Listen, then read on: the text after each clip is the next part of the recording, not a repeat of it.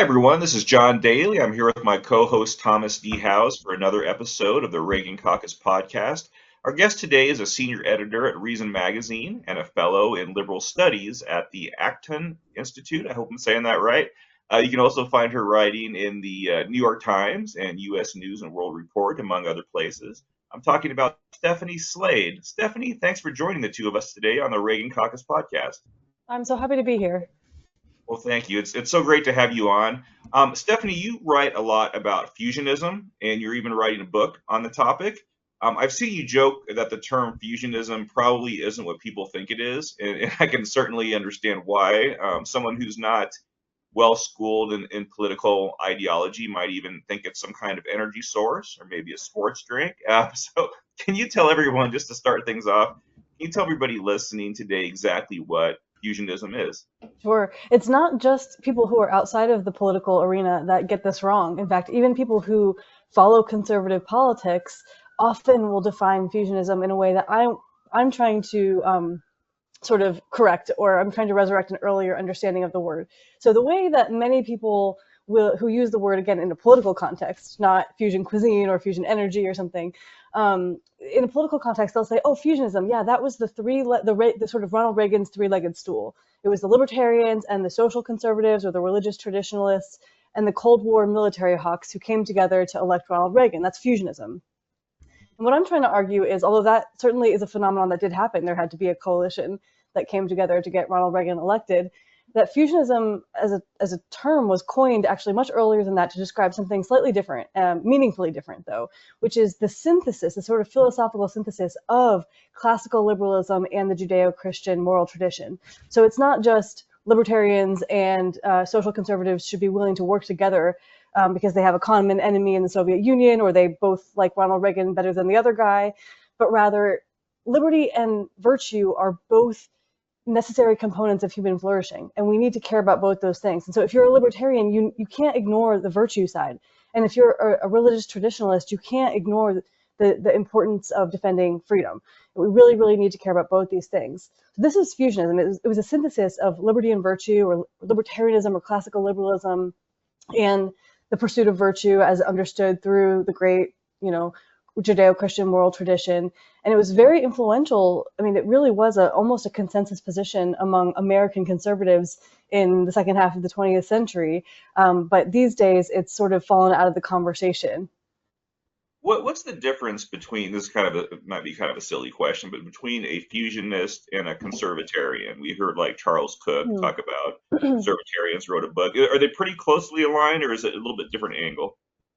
I think, yeah. I mean, I'll tell you what I think, how I think through fusionism, and how Frank Meyer, who was the National Review editor, senior editor from 1955 to 1972, sort of wrote about this idea, and the term was coined to describe his description of what he thought conservatism in America was all about.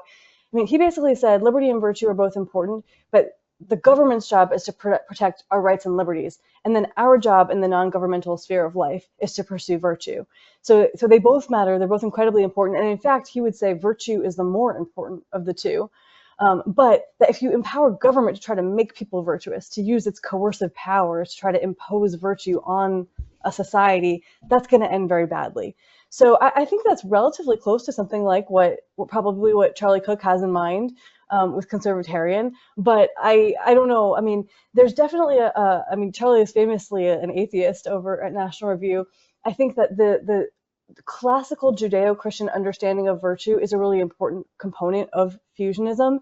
That I'm not going to say you have to be a believer or a Christian but you have to have some respect, and you have to sort of have a respect for the inherited wisdom of that tradition, which is up for each person to decide whether that sort of describes them or not. Thanks for explaining that. That was helpful. I guess I'd actually forgot that Charlie was an atheist.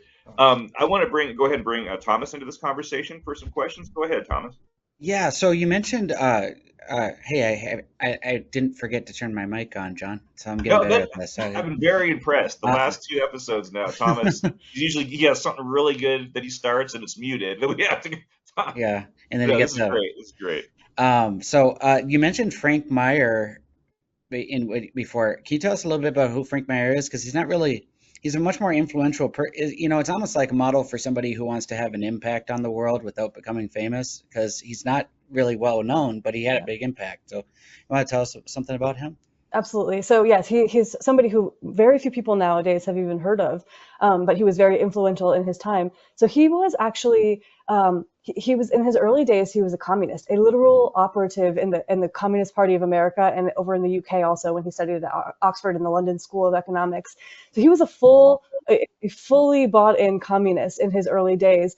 And at some point he realized this is evil, and he defected from the Communist Party and became a really sort of eloquent and powerful, forceful defender of conservatism and freedom. He was basically thought he dedicated his life to trying to correct that mistake instead of building cadres of young people who he was converting to communism. He started trying to convert the next generation to a belief in this thing that he believed was the essence of the American culture and the American founding, which was this combination or fusion of liberty and virtue. So he would say he wasn't inventing fusionism. He was just describing the thing that described what it meant to be an American all along. He would have said the American founders were fusionists, that in a very special and unique way, those two traditions, the Judeo-Christian tradition and the classical liberal tradition, came together at the American founding in this way that they had never been combined quite like that before. And so he was just trying to defend that thing and to teach the next generation to respect it and to want to preserve it. So the word conservative in the American context, which is something kind of different from the word conservative in many other contexts, has always been about preserving or conserving or defending those norms and institutions and principles of the American founding, which he would say were themselves both liberal, classically liberal, and traditionalist, or geared towards the pursuit of virtue.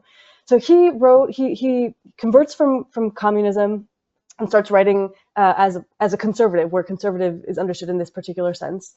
And when William F. Buckley Jr. went to found National Review magazine as the sort of intellectual journal for conservatives in 1955, he recruits Frank Meyer to be one of the senior editors. So he was there from day one, and he wrote a column called Principles and Heresies for 17 years. And he was also the book's editor. So he edited all the book reviews and commissioned many, many people, even people you might not expect, like Joan Didion wrote for the book section under Frank Meyer at National Review. He does that for 17 years until 1972, when he dies of cancer. So because he was very influential during that period, again, helping to edit the foremost conservative magazine, contributing his columns. And he was also, the phrase is cadre builder. He was a cadre builder. He was always constantly reaching out to the next generation of talented young people, and he would either stay up late at night talking to them on the phone, or he would invite them to his home in Woodstock, New York, to stay up all night debating ideas, sit by the fire with a glass of scotch and talk about ideas late into the night. And he cultivated many, many, many people who went on to be the leading lights of the conservative movement in America. And people like George Will, for example, was one of his people that he cultivated, and he became a mentor to them. And so this is, and also his biological son, Eugene Meyer, was the person who founded, one of the co-founders of the Federalist Society, which of course has gone on to have such an impact on the conservative movement in America. So many of the people that he mentored or helped to influence have been incredibly important voices in building the sort of institutional conservative movement in America as we know it. Would you say that he had a positive? I mean, when I think of like William Buckley at National Review, the two things I think of are that he was a practicing Catholic, and he was a very anti-communist. But it almost seems like he was almost like two, what do you call it? What's that expression? Like two cheers for capitalism kind of conservative, in the sense that he thought it was the best, but he wasn't too excited about it either. Do you think Frank Meyer had a positive impact on him? Yeah, Buckley is such an interesting figure, and of course this year is the 100th anniversary of Buckley's birth. So there's been a lot of sort of commemorations of his life happening right now, events, and also a brand new, very long biography of Buckley that just came out. And so a lot of people talking about his life. He's very interesting. He obviously lived longer than Frank Meyer did. He just died in 2008, I think it was. And he went through many phases. So before World War II, he was very much in the isolationist, old right camp. And then during the Cold War years, he became a very fervent Cold Warrior, anti-communist. He thought we needed a strong military to counter the threat from the Soviet Union. He went through periods when he literally identified as a libertarian. And then he went through other periods when he, so his views kind of changed a lot over the course of his life, and sort of he was much less, I think, of a strictly philosophical thinker compared to Frank Meyer. And he was willing to say, depending on the circumstances of the time, he would kind of feel his way to what he thought was the right answer, whether that was being totally free market or thinking that something else needed to be a higher priority at a given moment. He often said, for example, during the Cold War years, that the threat of the Soviet Union was this was Buckley, that the threat from the Soviet Union was so existential that we needed to sort of sacrifice our commitment to free markets and limited government principles at home in order to build up the military and to be strong enough as a country to counter that threat. That's not very libertarian, but at other times he identified as a libertarian.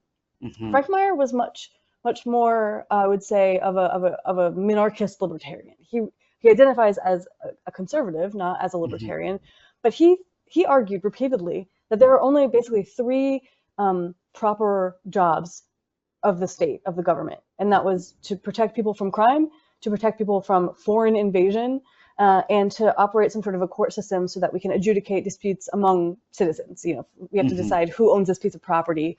We need a court system, an impartial decision maker on that. But he had this idea of like a very minimal state, that's all that we should be tasking the government with doing, and everything else should happen outside of the governmental sphere, in the non-governmental sphere, through civil society institutions and that sort of thing. That's a pretty libertarian position. He was more on that end of the spectrum. So that would be like, so he was maybe not philosophically in principle, but as far as like what his ideal for outcome would be of a state would be more like a Nozikian libertarian, you're saying then? Yeah, I think so. And yeah. I would also commend, there is a new biography of Frank Meyer also coming out next month by Daniel J. Flynn, and it's called The Man Who Invented Conservatism, which is really leaning into this idea, not that he actually invented the idea, but that he helped to build the institutions and to mentor the generation of leaders that made the American conservative movement what it is. That's amazing. I'm looking forward to this. Now, how did you become interested in Frank Meyer and Fusionism? I suppose the answer to that is that I am so I am a professional libertarian. I write for Reason Magazine, which is the sort of flagship libertarian magazine. I identify as a libertarian. I believe in free minds and free markets, but I'm also a practicing Catholic. I'm a person of faith. I'm pro-life. I believe that the pursuit of virtue is the most important thing in life. And the reason that I'm a libertarian, actually, I was a Catholic before I was a libertarian. So I believe in individual freedom because I believe that every human being was created in the image of God and has this inherent dignity and deserves to be respected, and that there's something kind of just morally offensive to me about thinking that one set of people should be able to decide how everybody else should live. And that's ultimately what politics does. I mean, at the end of the day, you come to power and you make a decision about what the common good is or what virtue requires, and you impose that one way of life on everyone else. I don't like that very much at all. I would much rather live in a society like the one that Frank Meyer was articulating, where we have to have a state to fulfill those handful of very important functions that only a government can do. But because Meyer would say this too, because you have to entrust that entity that with the power to use and threaten violence against people, to force them, to coerce them into following the law. That's a lot of power. Then power corrupts. And so I want to keep most aspects of our lives out of the hands of government and find other ways of trying to solve problems and making decisions other than turning to government or passing a law. So anyway, the reason that I think became interested in fusionism is because I felt like this was a very common sense position. And for many years, I think if you talk to a conservative in the United States, or even just a sort of average voter, whether they identify as conservative or not, if you said liberty and virtue are both incredibly important components of a good society, they'd be like, yeah, duh, of course they are, But these days, that seems to be quite out of fashion, even among people who identify as conservatives or sort of political activists on the right of center. And so I saw this thing that I believe in, and that was once a fairly widespread consensus position, is now under attack. People saying, you know, this emphasis on individual liberty is at odds with the pursuit of virtue. What we need is a muscular state that will help, that will help orient society to the common good, and that will enforce our order and our orthodoxy on society. People on the right saying this, and I thought, I think this is a huge mistake, and I think that it's probably at least partially happening because we've lost sight of those fusionist principles that Frank Meyer spent so much time trying to articulate and pass on.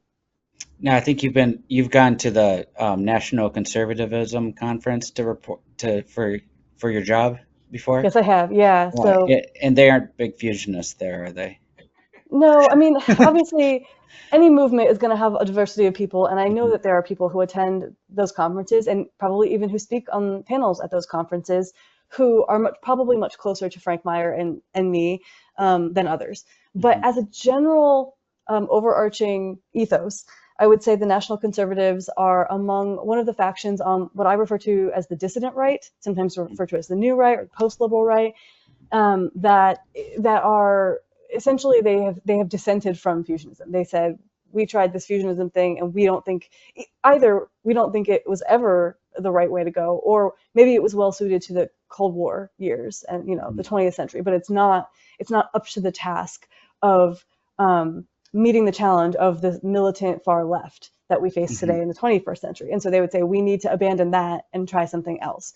And often that means, basically saying free markets are maybe nice in theory, but in practice, we need to have a much more intervention by the government to bring about outcomes that we think are good for our constituents, namely mostly working class, blue collar white workers.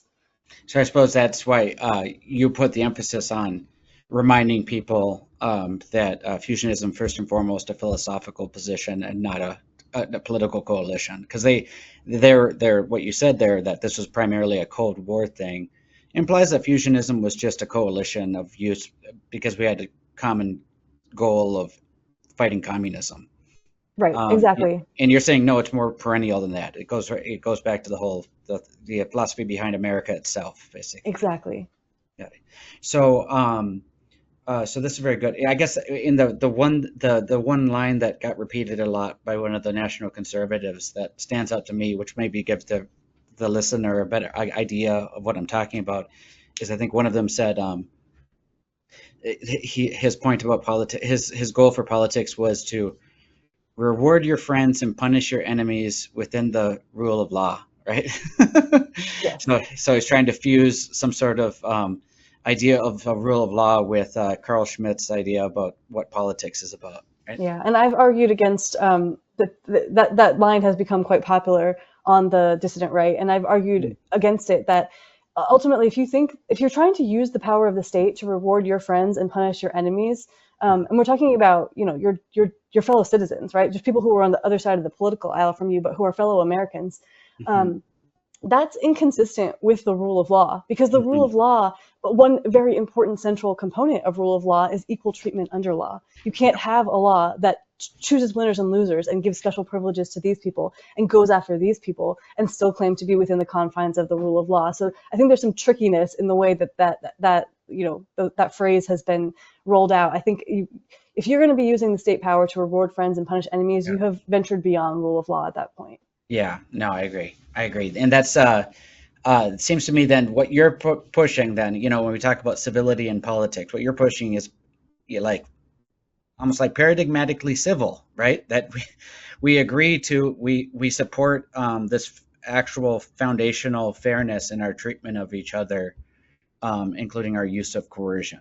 Right. Exactly right. Exactly. And I think I have to say that some of the people who were fusionists in the 20th century, including Frank Meyer himself, we're always going to live up to the ideal of always treating everybody civilly, right? I mean, he was a very fiery guy who liked to argue and debate. Again, late. He was one of these people who slept during the day and was up all night, and he loved to stay up late, chain smoking cigarettes and drinking scotch and debating with people. And he would tell you if he thought you were wrong. And he was quite militant in his opposition, especially again to communism and the Soviet Union. So I think that not every individual person is always going to be civil in every moment, but I think as an ideal, when I think about those two sort of the pillars, those two pillars of the Judeo-Christian moral tradition and the classical liberal tradition, I think they, in many ways, they both point towards treating the other with respect, right? So the whole idea of classical liberalism is basically saying, I'm going to forego trying to use violence against you or threatening violence against you in order to make you live the way I want you to live.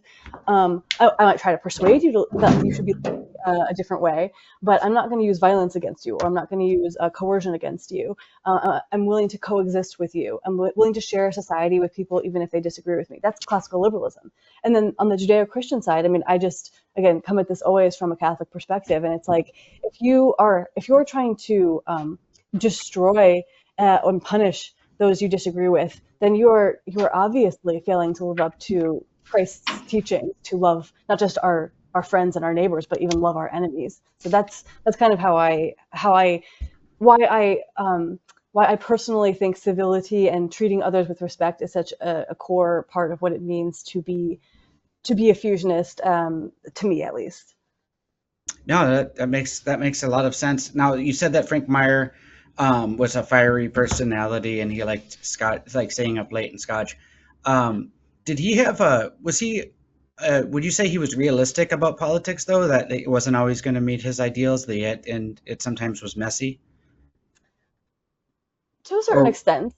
He definitely was.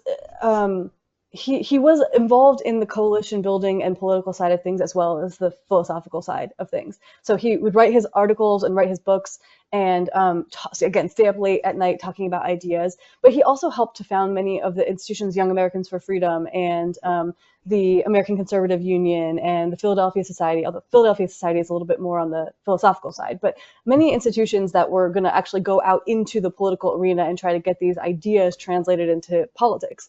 So he was involved in those things as well. But he was somebody who he was kind of an idealist. And so he was always willing to write columns, to write articles, calling out even the Republican Party when he felt like the Republican Party was not living up to his fusionist ideals. So if they were going soft on communism, or if they were going soft on markets, so the Nixon administration was rough for him because Nixon imposes price controls, right? Many things that are departures from free market economics. And Meyer said, like, our job is not just to elect Republicans. Our job is to elect conservatives. Our job is to elect people who believe the things that we believe and who are going to govern as fusionists. And so he was definitely willing to call out Republicans when they were not living up to that ideal. Yeah, in some ways, I mean, Nixon had some similarities with some of the what you call the dissident right today. Made probably insufficient respect for the rule of law as well. Yeah. That was, I'm guessing that Frank Meyer didn't like that. Who were like Frank Meyer? You said that Frank Meyer took on a lot of disciples like George Will. I guess I guess that would have been around the time just when George Will was out of grad school then, I suppose. Who were his closest friends? Oh yeah, so he was good friends with Buckley, William F. Buckley Jr. He was also really good friends with Buckley's brother-in-law, a guy named Brent Brazell. Brent Brazell is another name that has sort of fallen out of the conversation. Like, once upon a time, everybody knew Meyer and everybody knew Buckley. They were both. That's an odd friendship. That's an odd couple. Yeah, it is. Well, the way to understand that is that Bozell actually started out as a very much almost a libertarian fusionist kind of conservative. Bozell was he went to college to Yale with Buckley. They were debate team partners. He then afterwards he married Buckley's sister, which is how they became brothers-in-law. And at the time, they were very much on the same page. They were free market, individual freedom. In fact, he was the ghostwriter who wrote Barry Goldwater's Conscience of a Conservative. Bozell was. So he was much more on the fusionist side in his early days.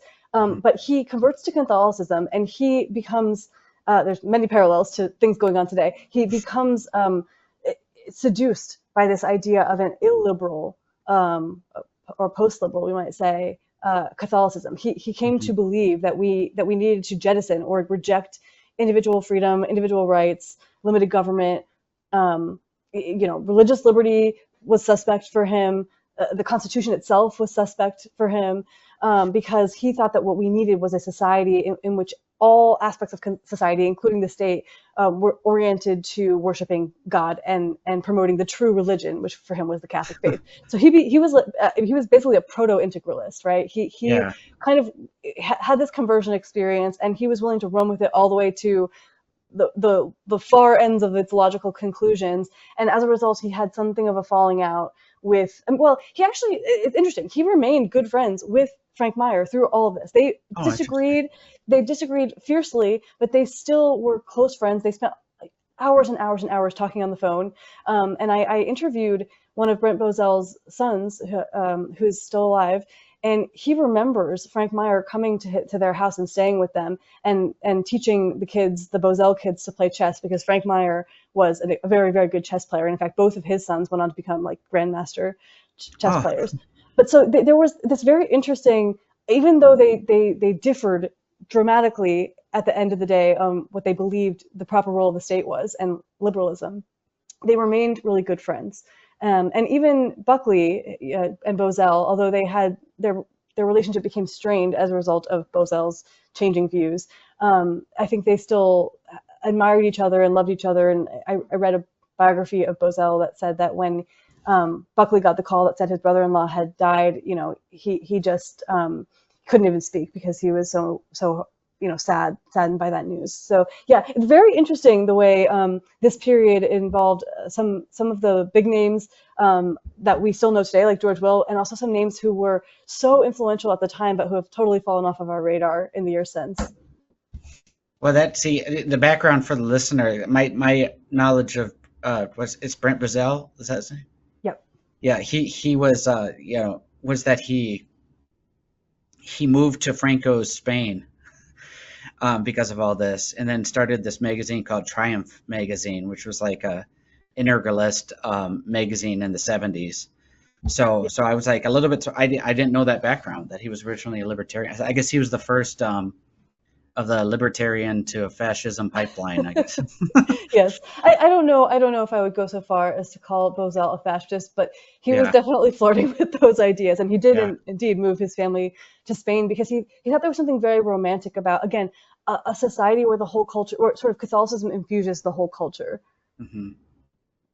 Yeah, no, that's interesting. I'm glad that Frank Meyer seems like a cool guy, that he stayed friends with him and all that too. Then that's my kind of person then. Well, Frank, so okay, so this is really interesting. Well, now you said something about, when you talked about fusionism, it's that sort of implication there that there's a sort of respect for the Judeo-Christian tradition. And did Frank Meyer talk a lot about Tocqueville? Because it sounds like he had this idea of a robust civil society that's independent of the state. That's an interesting question. I'm trying to think. I don't recall that much in the way of references to Tocqueville in Frank Meyer's writing. Who did, though, was F.A. Hayek. A lot of people don't realize that Hayek, he's obviously this Nobel Prize winning libertarian economist, but he had a huge amount of admiration for both Tocqueville and Lord Acton. Yeah. And when he founded Mont Pelerin Society, he wanted initially to name it the Acton-Tocqueville Society. And it was some of the atheists who were there who said, no, we're not naming our new society after two Catholics. But yeah, so I think that because Hayek was an influence on Meyer, that this sort of came in indirectly. I can't think of that many instances of Meyer himself writing about Tocqueville, although it may have happened. But I think that influence, that idea of we need a strong civil society, we need strong social institutions, and we need to respect the individual. If we believe in individual freedom, that assumes the right to join together with other individuals to form associations to pursue common goals. And so if you have a form of liberalism that is hostile to that and that wants to tear down those institutions, because in many ways they do infringe on people's freedom. If you join a religion, then you're going to have to abide by the dictates of that religion. If you choose to get married, you're going to then have to constrain your behaviors as a result of that choice. So entering into institutions and forming communities with other people does constrain our freedom. And yet we wouldn't be free if we didn't have the right to do it. So it's a little bit of a paradox, but having respect for the right to form associations, even when those associations are going to in some way constrain our freedom. That's, I think, a really important component of the kind of liberalism that Hayek believed in, and that therefore Frank Meyer was defending. Yeah, Hayek has a really good, one of my favorite essays by Hayek is a very fusionist essay. It's called Individualism, True or False. And in it, he talks about that a true individualism is basically relational, allows people to freely enter into relations with their community, with family, and religion, and all of that, or whatever. And but if you undermine that with the sort of atomic individualism that is a culture that doesn't put any stock in relationships and community, it actually undermines true individual. It actually undermines a free society and can lead to collectivism. Right, and because those institutions that are sometimes referred to as intermediary institutions, because they're between the individual and the government, you need those in order to form a barrier so that the state doesn't just grow and grow and grow and fill all that space and try to take over all aspects of our lives. We need these other institutions that will do the things that we all require. None of us could live alone. And if we have a weak civil society, if we have faltering institutions, which arguably nowadays we have some of that, erosion in trust of institutions, and private institutions being crowded out of you just end up with government that fills that vacuum, and we become less free, actually. Did Frank Meyer have sophisticated understanding of sort of the economic side of classical liberalism? He was not an economist by training. I think but he definitely recognized the importance of free markets. He almost took it as a given. I think after having been a communist in his youth and defended the Soviet Union and saw how horribly wrong things could go under that system, I think he just took it as a given. Well, that is not the answer. That is not the answer. And the other thing that made him such a strong defender of economic liberty was less because that he had studied, supply and demand and understood how markets worked in great depth. That would be something that Hayek, he had that background. But Frank Meyer just believed very, very deeply that power corrupts, and that concentrating power in any one set of hands or in any one institution will lead to tyranny. And so he believed almost more than anything else in separation of power. That means separating power across the branches of government. It means separating power in the federalist way, so national, state, and local government, and not letting the national government come in and encroach on what states and localities want to do. That can actually lead you astray in some cases. Arguably, he was too resistant to civil rights during the civil rights era because he thought that blacks didn't have equal moral equality, but because he did not want to see the federal government. He thought it was very dangerous to allow the federal government to go in and overrule states. So I think fusionists can kind of argue amongst themselves about that question. But anyway, he just thought it was incredibly important to keep economic decision-making out of the hands of government, because that was a form, he thought, maybe the most important form of separation of power. Mm-hmm. Oh, no, okay. And that's some good stuff there. And I was just wondering, okay, so your book, right? Your book, when is it going to come out? I don't have an exact date. It will be fall of next year, so sometime between July and December of 2026. Okay. And that's Notre Dame University Press? Yes. Okay, Notre Dame University Press. And does it have a title yet? It doesn't have a title. My working title is Return to Fusionism, because I am trying to revive this tradition. And yeah, so it's a history of these ideas, and many of these figures that I've just been mentioning are prominent in the story. And then the second half of the book kind of compares and contrasts that understanding of conservatism with what we're seeing in the conservative movement or on the American right of center today. Oh, okay. So, okay, and you're probably gonna have the draft of this done in the next month or so. Yes, my deadline is next month, so please pray for me. Okay, and so that helps with the outline. So the first half you said is introducing the key characters. Yeah, and just the idea of fusionism, how that idea emerged, and how it sort of came to dominate the conservative movement. Oh, good, very good. And then the second half is comparing that to what we have today, using that to sort of analyze what we have today as well. Exactly.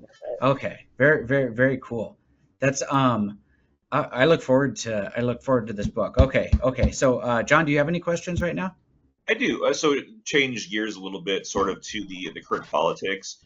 Javier Milei, I always screw up his name, is doing some amazing things in Argentina. You know, he's shrinking government, he's embracing the free market, free trade. It's really doing wonders for Argentina's economy and I think the broader fiscal situation. He's an interesting fellow because, from my perspective, he talks like a populist, which is why I think he has so many admirers in the MAGA right, but he governs like a conservative or maybe even a libertarian, um, which makes me wonder. You know, there's a lot of talk about what will become of the MAGA coalition once Donald Trump is no longer president. It seems to me that there's at least this opportunity if a right-leaning politician from the United States adopted Milei's posture, the way he talks, he could get away with he or she could get away with um, governing with these, you know, and running on these conservative ideas or libertarian ideas, even. Do you see that as a possibility? Because that's sort of the thing with Donald Trump. He doesn't really. This has been talked about for years. He doesn't really have these firm principles. You know, it's a lot of it's sort of off the cuff stuff. A lot of it's as we talked to a guest recently mentioned, you know, whoever he talks to, whoever's the last person in the room that he talked to, that's sort of the one who has some influence over him. Do you think that if someone gets the theater part of it right, gets the can connect with regular people correctly, they can really bring back some of these you know, free market ideas, things that we've embraced in the past? Yeah, I think that's a definite possibility. Now, this is not a prediction because I think it's very much an open question right now. There's sort of two broadly very different visions for the direction that the conservative movement in America might be headed. And I think it's an open debate right now. It could go either way. So I'm not saying for sure that this is going to happen, but I think that there are some good reasons to think that it's definitely plausible that we could see something like that. One is that actually Ronald Reagan himself came out of the populist side of the party, right? The populist side of the conservative movement. And so there's nothing about populism per se that requires you to be bad on economics. Now, at the time, the primary people who were populists up until that point were people like George Wallace, who were not good on free markets, as well as being not good on many other things, on racial issues and whatnot. And so there was a tendency to equate populism with government intervention in the economy, right? But that's not a requirement. If you're a populist, that just means that you're opposed to the elites, and if the elites are doing bad things, which I think in many cases they have been in recent years, you could certainly use the populist energy of people's dissatisfaction with the current elites to fuel a more free market revolution, turn in a free market direction. So that for sure. And the other thing that I think I would raise is there's a very interesting speech given about a year ago by Vivek Ramaswamy. Now, I was not a Ramaswamy fan when he was running for president, but he actually came to the National Conservatism Conference last year, and I was there covering it as a journalist. And he gave a very interesting speech in which he differentiated between what he called national protectionism and national libertarianism. He said, look, we're all nationalists here. We're all America first. We're all Trump fans. He was obviously speaking to his audience at that conference. And he said, but there's two different ways to be a nationalist. And he was making the case that a national protectionist cares about sort of becoming this Fortress America thing where we keep out all competition to protect American workers from competition from foreigners on immigration, on trade. That's why you want to limit all those things because they're threats to American workers. And it's very protectionist. He said he thought a better way to be a better, smarter kind of nationalism is national libertarianism, where you do have some small strategic protections. So you don't want to be outsourcing your building of weaponry to China if you think you might be fighting a war against China, that sort of thing. So if there are legitimate national security concerns, you might want to bring in regulations that restrain trade in narrowly targeted ways. And similarly on immigration, he said we ought to care a lot about whether the people coming here are accepting American values or not, and we should be willing to turn people away if they're going to reject the American way of life, because we should care about preserving what makes America great, and that's our culture of freedom. but he said, but we should not be turning away immigrants because we're afraid that they're going to compete with our workers and take their jobs. That's not that. First of all, that just doesn't work. I mean, the economic sort of research suggests that immigrants make us richer as a country, but that it's just not consistent with any of the things that we should believe. So he was taking a position that was more restrictionist on both trade and economics, but was trying to do so in service of higher ends and not just merely out of hostility to foreigners, right, and to competition from abroad. I thought that was a very interesting and savvy way of framing the debate, because I think that national libertarian road forward is one that really speaks to most Americans where they are. And if you only give them the option of pure free market libertarianism, much as I would like that, if you only give them that option or nationalism, they're probably going to choose nationalism. But if you give them a libertarian nationalism, then they're much more likely to choose that than some sort of a fortress America kind of shut it all down approach. And we're seeing now that, in fact, Donald Trump's approval ratings are underwater on all these issues, including economics and including immigration enforcement, where he started out very popular because of his very, very heavy-handed approach to those issues. Yeah, no, it's interesting. I feel like there's a lot of room, a lot of reshaping that can take place, on the political right, because so much of it, there were a lot of long-held conservative principles that were abandoned, 10 years ago when the Republican Party went in this new direction. And it seems really that, Donald Trump, he's, I'm sure we talked about his low approval ratings among the Republican Party. I haven't checked it lately. I assume it's still quite high. But he has sort of this opportunity that where he could, flip on a dime on about any issue and get majority support for it. So I think there's still a lot of room. So it'll be interesting to see if somebody can sort of bridge that gap. On a separate issue, it's kind of a silly question, but so I consider myself a conservative. So it pains me at times when I hear people apply the term conservative to ideas and individuals that aren't at all conservative.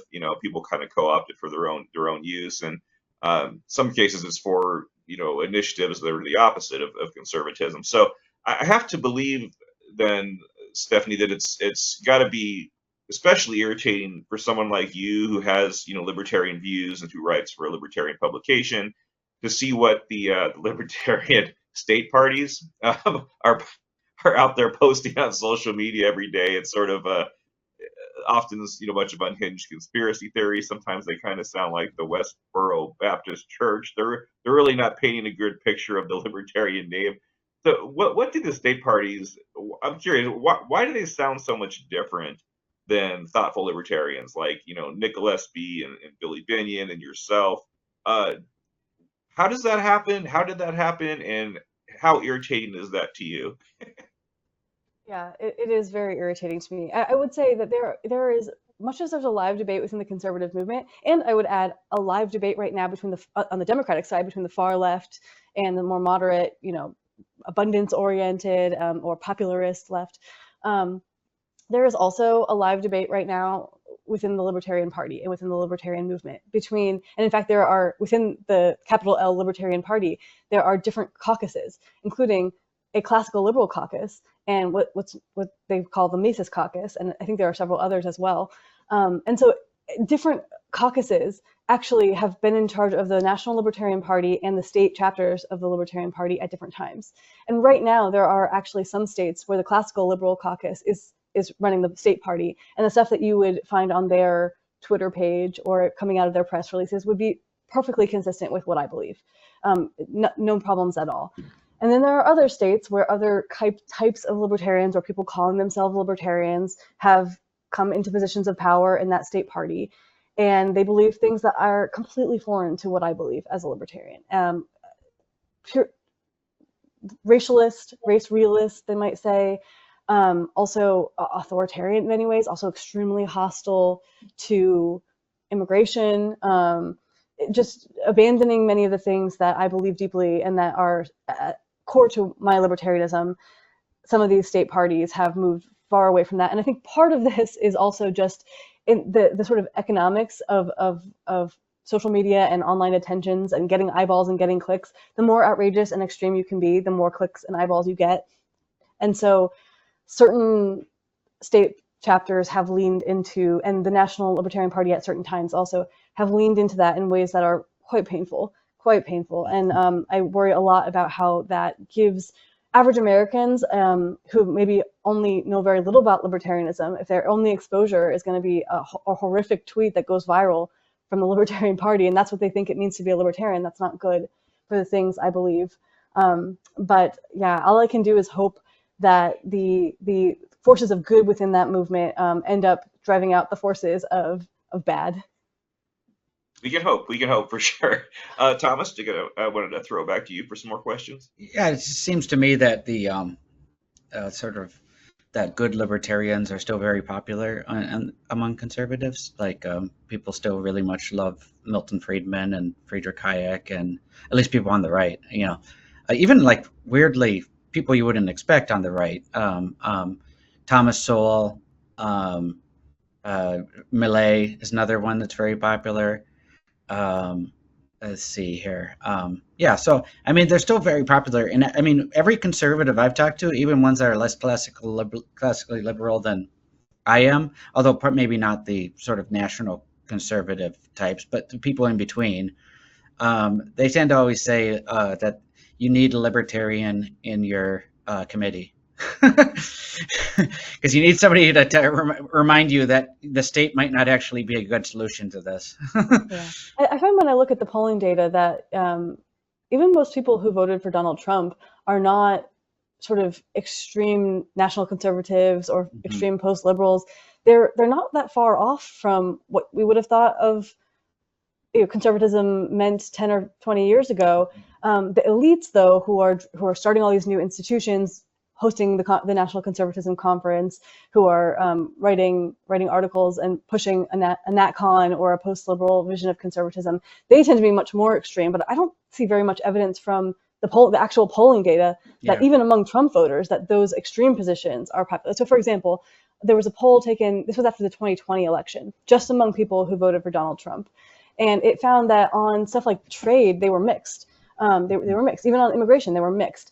But where there was almost unanimous agreement was on a sense of a feeling of like there was a siege mentality. They felt like the cultural left was they were under assault from the cultural left. So there was like unanimous agreement that the mainstream media is an arm of the Democratic Party these days, and conservatives don't get a fair shake anymore. That Christianity is under assault in America today. There was this sense of like cultural assault that was the unifying factor, and it was not.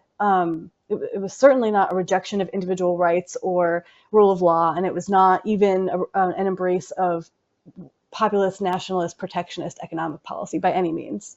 Mm-hmm. Yeah, I guess what you're seeing now, like with you were talking about the immigration thing, you're seeing it. Biden's handling of whether I don't know, it was some combination of Biden and Congress's handling of the border led to a reaction. I mean, it was to a strong nativist reaction against immigration, which sort of fueled some of these extreme measures taken by the administration with ICE, which has become theater at this point. But it's more than theater for the people who are getting thrown in, alligator camps or whatever, sent to El Salvador without any due process. But we're already seeing the backlash. Trump went from being like a 70-30 favorite on immigration to being unpopular on immigration because of these policies. So, I mean, it's given me some faith that, sensible Americans are there and they react appropriately when the extremes start to come in. So we'll see what happens with that. We saw that in the first term that Trump moderated on immigration as the people responded to him after. Yeah, I think that the failure to get the southern border, the sort of chaos at the southern border under control is something that Democrats and even many libertarians didn't understand the importance of that the backlash there would be to that, and how important a sense of orderliness and some sense that we have control over who is crossing over into our country, that we know who's coming and who they are, and that is important to people.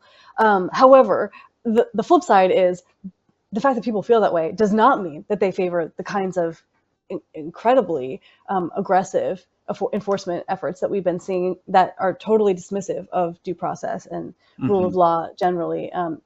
Masked plainclothes people snatching people off the streets and throwing them in the back of a van. Americans don't like that, and I'm I'm relieved to see that there is that the fact that they want some sense of orderliness at the border. This is a different form of disorderliness or anarchy, right? Is when you just feel like there's no law and no rule of law that's sort of controlling the way enforcement efforts happen. That was also unpopular. So there's some lessons here, I think, for everyone. Very cool. John, you have anything? I'll just add, I think that's what you were just talking about, Stephanie. I think that's why I always sort of tend to reject the idea of these political mandates. When a candidate wins and they basically decide, at least from a political perspective, to say, well, this was, the mandate I received from the voters who voted me into office. And so often, people are voting for they like you said, the culture being under assault. That was sort of that helped, that narrative helped Donald Trump. And I think that really sort of negates the idea that, someone has a mandate once they come into office to do whatever they want. They can do what what the law allows, but I think it's sort of it really does undercut the idea that people are voting for this comprehensive package whenever they vote a candidate into office. They can also totally, politicians frequently totally misunderstand what the mandate is. So in this last election, I didn't have polling numbers from after the 2024 election. Those polling numbers were from 4 years ago, but we know that this past election. Concerns about the price of basic goods, right? Inflation was one of the number one concerns that voters had. And it was what Trump seemed to be running on, was bringing prices down. And so for him to then come in and take a bunch of steps that directly drive up prices was a total misunderstanding of the mandate. I think there was a mandate there. The mandate was help us afford to live our lives and to put food on the table for our families. And instead he took steps specifically through tariffs and threatened tariffs and the uncertainty around tariffs that are imposed one day and rescinded the next, and all that are doing nothing but just wreaking havoc on that sort of ability of people to plan and afford their lives. That was frustrating for me. During the campaign, because Trump was, he was campaigning on tariffs, but I think to the average American, they didn't know what tariffs really were. They maybe in the abstract, people don't really understand how they affect the economy. And they just knew, under Biden for a few years at that point, everything costs too high. So why not vote for the person running against him, or end up, running against Harris? And I think that's really how a lot of people look at it. It's again, it's sort of this abstract view. You have they're not happy with who's in power, so they're going to vote for the other side. Totally. The mandate was not protectionism. The mandate was bring prices down. Yeah. Yes, exactly. Tom, did you have anything you wanted to add? I know we're getting a little. Well, no, I think we're good at time, but I just want to put in a little some plugs here for So Stephanie's book's coming out next year, 2026, probably in the late summer or fall. Or is that what you said? Sometime. Yeah, July to December. I don't have a date yet. July to December, and it's going to be something related to Fusionism at Notre Dame Press. So pay attention to that. And I also recommend following Stephanie on Twitter. Her handle is Slade SR. Is that is that supposed to be Slade's R or Slade? Anyways, SR are my first and middle initials. Slade SR. Oh, okay. So Slade SR at Slade SR. She goes by so your friends call you Slade. We do, yeah. Yeah. So it's Stephanie and so Slade. So she also writes.